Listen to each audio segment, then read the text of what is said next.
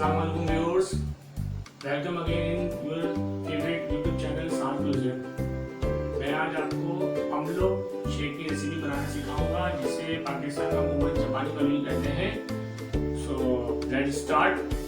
इस रेसिपी के लिए हमें चाहिए होगा 1 कप बॉयल दूध, 3 से 4 अमलोक, जैसा कि आपको मिकदार आपको चाहिए शेक की, और हस्ब जाएगा शुगर।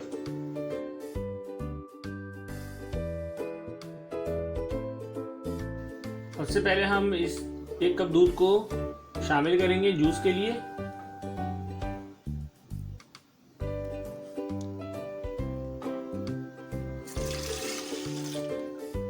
ये हम लोग जो मैंने 3 से 4 अदद लिए हैं, तो आप अपनी क्वांटिटी के हिसाब से ले सकते हैं।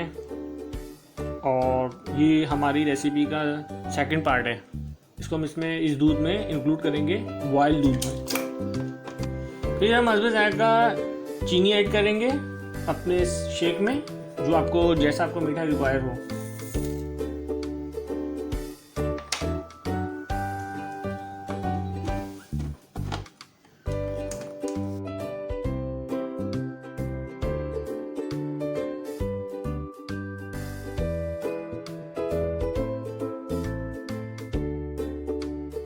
शेक तैयार है और इसको सर्विंग के लिए आप अपने मनपसंद डिज़ाइन के ग्लासेस में आप डालेंगे।